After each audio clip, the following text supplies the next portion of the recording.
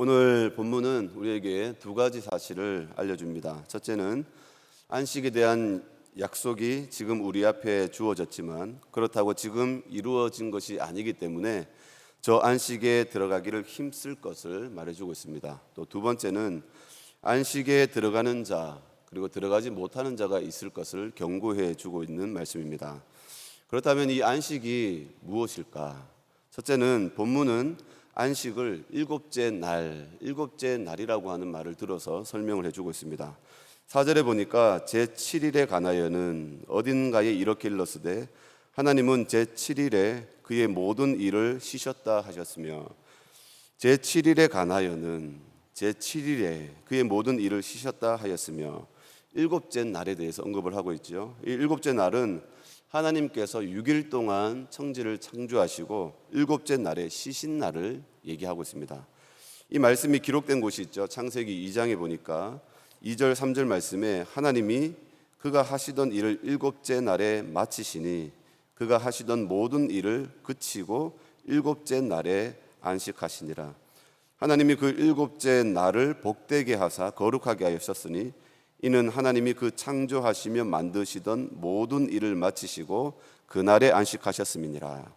일곱째 날, 이 일곱째 날은 하나님께서 창조하신 모든 일을 완성하시고 일곱째 날에 안식하신 날이다라고 말씀하고 있습니다. 이것을 좀 더 자세하게 얘기해 주는 것이 출애굽기에 있죠. 십계명을 주실 때에 그때 언급되는 말씀이죠. 20장에 보니까 안식일을 기억하여 거룩하게 지키라.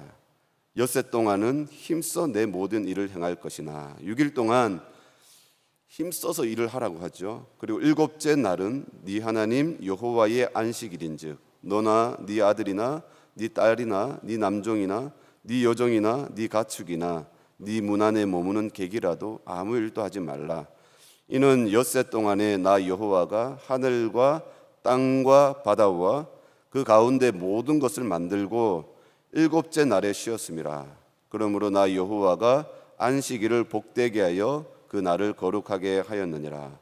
일곱째 날이 어떤 날입니까? 하나님께서 6일 동안 천지를 창조하시고 안식하신 날이다라고 얘기합니다. 그래서 이 일곱째 날을 다르게 표현하는 말이 있죠. 안식일이라고 얘기를 하고 있습니다. 10절에 일곱째 날은 네 하나님 여호와의 안식일인즉, 안식일은 일곱째 날을 얘기하는 말이고 또 일곱째 날을 안식일로도 표현을 하고 있습니다. 그래서 이 일곱째 날은 6일과 대조되는 날이죠.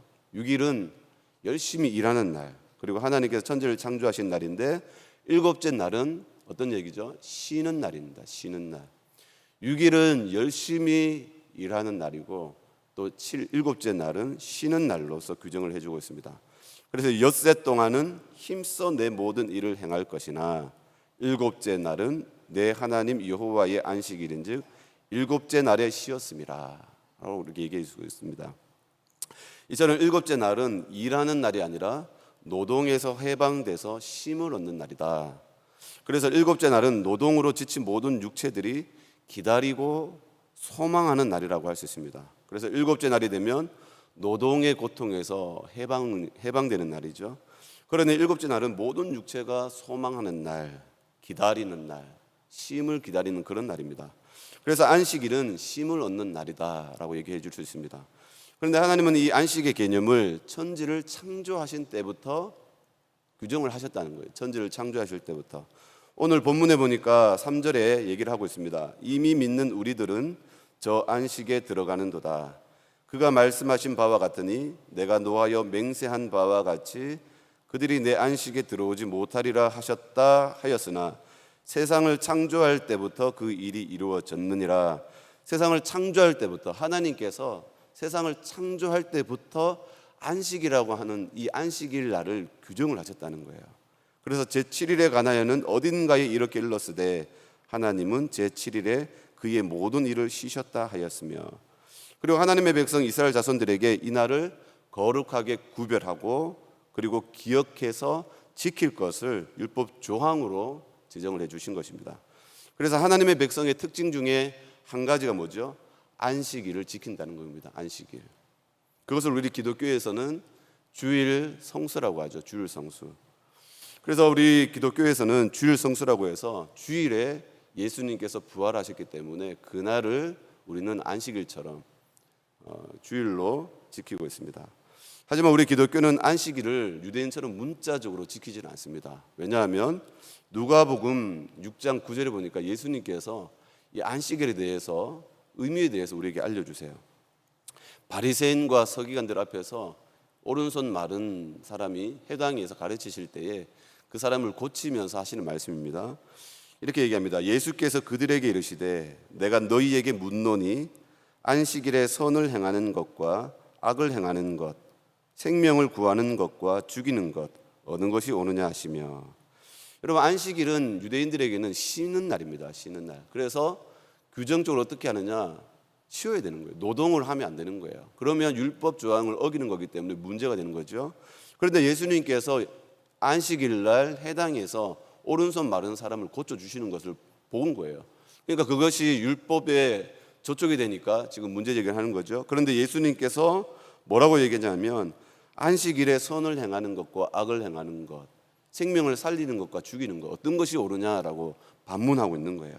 그러니까 이 주님께서 우리에게 주시는 이 안식은 어떤 의미가 있느냐, 바로 복음을 전하고 그리고 전도하고 방황하는 영혼을 주님께로 인도하는 날로서도 되는 거죠. 그러니까 이 주일은 복음 사역을 힘있게 감당할 수 있는 그런 주일로도 포함되는 겁니다. 그래서 우리 기독교는 한 차원 더 의미를 두고 있죠. 그냥 단순히 쉬는 날이 아니라 그날에는 영혼의 쉼을 위해서도 노력한다는 거예요. 영혼의 쉼을 위해서. 왜냐하면 예수님께서 안식일의 주인이다, 인자는 안식일의 주인이다라고 얘기하지 않습니까? 그러면서 하나님께서도 지금껏 일하시기 때문에 나도 일한다라고 얘기하셨어요. 그래서 안식일은 그냥 문자 그대로 쉬면서 일 안 하고 그냥 집에서 부둥부둥 쉬는 것이 아니라 안식일은 영혼의 안식을 위해서도 노력하고 수고하는 날로서도 표현될 수 있습니다. 그래서 우리 기독교인들은 이 주일날 쉼도 있지만 그러나 영혼의 안식을 위해서 또 죽어가는 영혼들을 구원하기 위해서 또 모이고 전도하는 일도 같이 감당하게 됩니다. 그러나 이 안식의 개념의 가장 중요한 의미가 뭐죠? 쉼입니다. 쉼. 여기에 중심 원리가 있습니다. 그래서 수고와 노동에서의 쉼, 그리고 정신과 영혼의 쉼을 주는 날이 바로 이 안식이죠. 그래서 오늘 본문에도 이런 개념을 중심으로 더 발전되게 말씀해주고 있죠. 10절에 보니까 이미 그의 안식에 들어간 자는 하나님이 자기의 일을 쉬심과 같이 그도 자기의 일을 쉬느니라. 안식과 함께 계속 따라오는 개념이 있죠. 쉼입니다. 쉼이라고 하는 것을 볼 수 있죠. 이처럼 안식일은 쉼을 의미합니다. 그런데 지금 읽은 본문은 두 가지 사실을 또 알려주죠. 이미 그의 안식에 들어간 자는, 여기서 알려주신 안식의 개념에는 죽음을 통해서 맡게 될 영원한 쉼을 내포하고 있습니다. 그래서 이미 그의 안식에 들어간 자는 죽음을 통해서 삶을 다한 사람들을 말하고 있습니다. 그리고 또 하나는 하나님이 자기의 일을 쉬심과 같이 그도 자기의 일을 쉬느니라. 안식은 자기 일에서 쉬는 날이라고 밝혀주고 있죠. 다시 말해서 이 땅에서 모든 수고, 노고와 고생과 모든 굴레에서 완전히 해방되는 날을 말합니다. 그러므로 이 안식의 큰 의미는 죽음 후에 얻을 완전한 쉼을 전제하고 있습니다. 다음으로 우리가 또 살펴볼 것은 이 안식은 영원한 기업을 유산으로 얻는 결산의 때다라고 하는 겁니다. 본문은 성도에게 약속하신 안식을 밝혀주기 위해서 약속의 땅 가나안에 들어가지 못한 이스라엘 1세대를 들어서 언급을 해주고 있습니다. 가나안 땅이죠. 가나안 땅. 약속의 땅 가나안은 하나님께서 아브라함의 후손들에게 약속해 주신 땅입니다. 이 약속의 땅은 젖과 꿀이 흐르는 축복의 땅이죠. 그리고 하나님께서 역사 속에 통치하시는 땅이죠. 그리고 하나님이 직접 내주하심과 다스림이 있는 신정 왕국을 예표해 주는 그런 땅이기도 합니다. 그래서 가나안 땅은 하나님의 영적 왕국을 미리 보여주는, 예표해 주는 그런 가시적인 땅을 얘기합니다. 그래서 그 가나안 땅은 축복의 땅입니다. 하나님께서 다스리시는 땅입니다. 하나님은 이 땅을 아브라함의 후손들에게 주시겠다고 아브라함에게 약속하시죠. 그리고 때가 되자 약속하신 것을 이루시기 위해서 애굽의 종로로 타고 있는 그 애굽의 이스라엘 백성들에게 모세와 아론을 보내서 그들을 그 노예로부터 사로잡힘에서부터 해방시켜 주십니다. 그리고 그들을 이끌어내시고 가나안 땅으로 인도해 가시는 거죠. 그런데 이 일이 이루어지는데 430년이 걸립니다. 430년. 하지만 그 땅을 요수아와 갈렙 두 사람만 들어가고, 그리고 애굽에서 나온 출애굽 1세대는 다 죽습니다. 20세 이상으로. 그리고 그 사람들은 이 40년의 광야 생활 속에서 다 시체가 되고 엎드러지게 됩니다. 그리고 가나안 땅을 밟지 못하지요. 그리고 이후에 요수아가 가나안 땅에 이스라엘 백성들 20세 이하로 있었던 그 사람들이 이제 성장하게 되지 않습니까? 그 사람들을 가나안 땅으로 데리고 들어가서 요수아가 그 땅을 기업으로 얻도록 인도해 주게 되죠. 이것이 이제 이스라엘 백성들이 얻게 되는 1차적인 안식입니다. 안식. 가나안 땅을 실제적으로 기업으로 얻게 되는 1차적인 안식이 요수아가 주게 되는 거죠. 하지만 이것은 어디까지나 하나님이 주시는 영적 안식에 대한 예표에 불과한 것이지 진짜 안식이 아니라는 거예요. 본문은 그것을 계속 얘기해 주고 있습니다.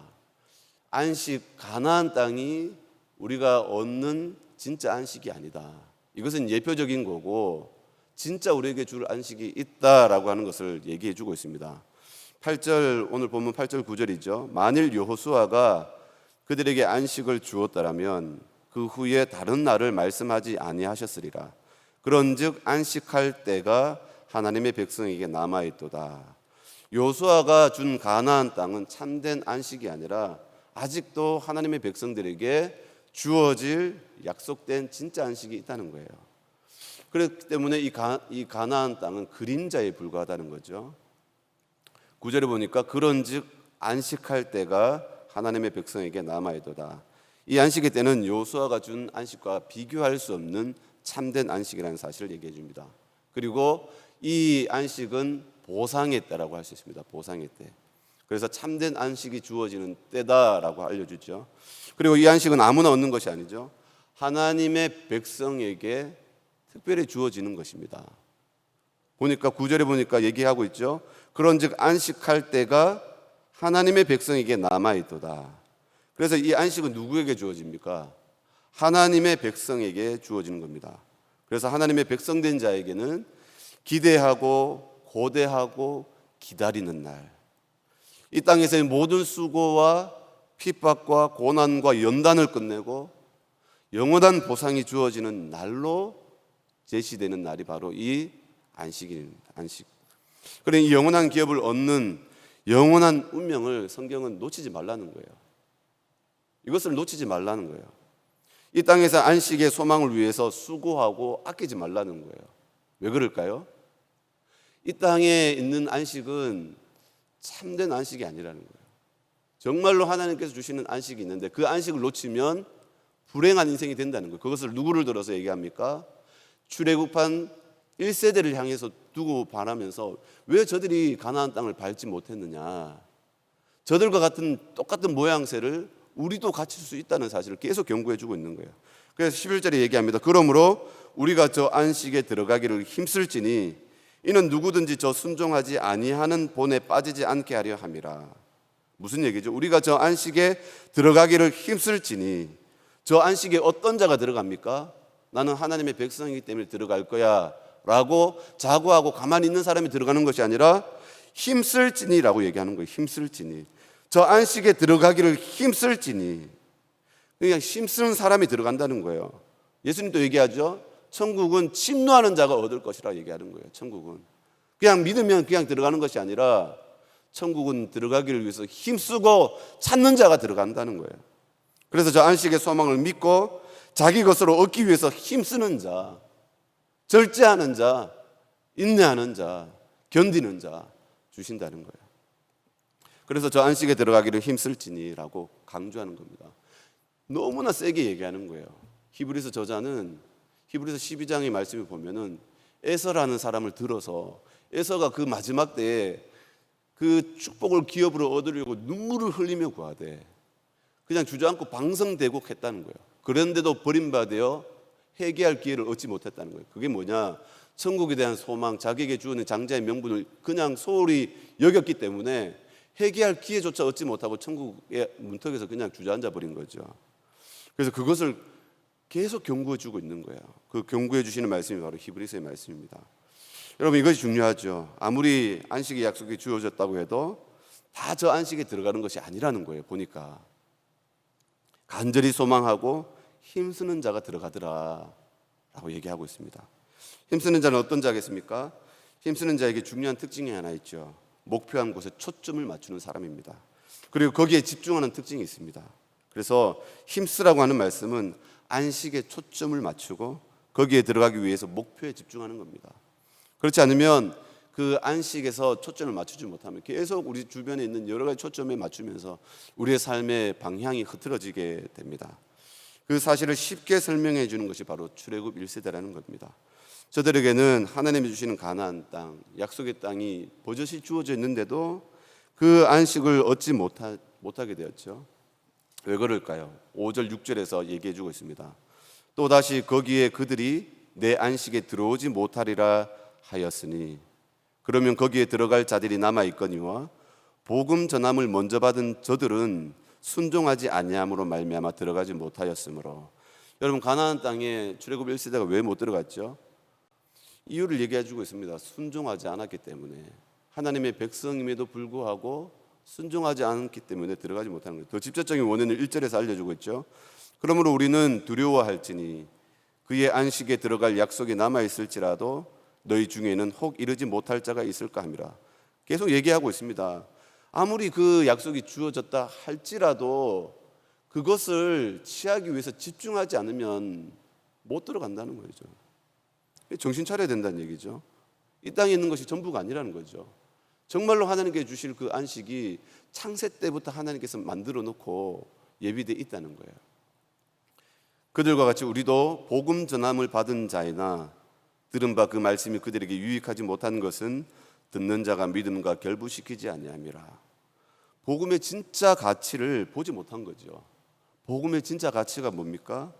복음은 인생을 걸 만큼 결단할 수 있는 믿음을 줍니다. 복음은 내 인생 전체를 바칠 수 있는 준다는 거예요. 복음에는 영원한 안식에 대한 믿음이 있다는 거예요. 복음에는 영원한 안식에 대한 믿음, 복음에는 영원한 약속이 주어진다는 거예요. 그렇기 때문에 그것을 위해서 때로는 우리가 받는 핍박도 고난도 우리가 견디는 거죠. 그래서 이 약속을 추구하는 삶, 그 삶이 바로 복음을 믿는 자에게 있는 특징 중에 한 가지라는 겁니다. 그래서 이스라엘 백성들이 왜 못 들어가느냐? 믿음이 없기 때문에 못 들어간다는 거예요. 믿음이 없기 때문에, 믿지 아니하기 때문에 능히 들어가지 못한 것이라 라고 계속 얘기해 주고 있습니다. 이 안식에 대한 믿음을 굳게 붙잡을 수 있는 우리 모두가 될 수 있기를 바랍니다. 우리에게는 이 복음을 살기 위해서 살아가는 데 있어서 계속 우리에게 세상의 시험들이 계속 쫓아오고 있습니다.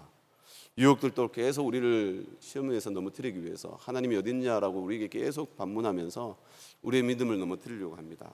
그럴 때마다 낙심하지 말고 우리에게 반드시 안식이 주어집니다. 그 안식을 우리가 굳게 믿고 우리가 이 땅을 살아가면서 반드시 주님 오실 때에, 또한 우리가 주님의 부르심을 통해서 주님 앞에 설 때에 모두가 그 안식에 들어갈 수 있는 그러한 믿음과 소망을 가지고 복음으로 살아갈 수 있는 우리 모두가 될 수 있기를 바랍니다.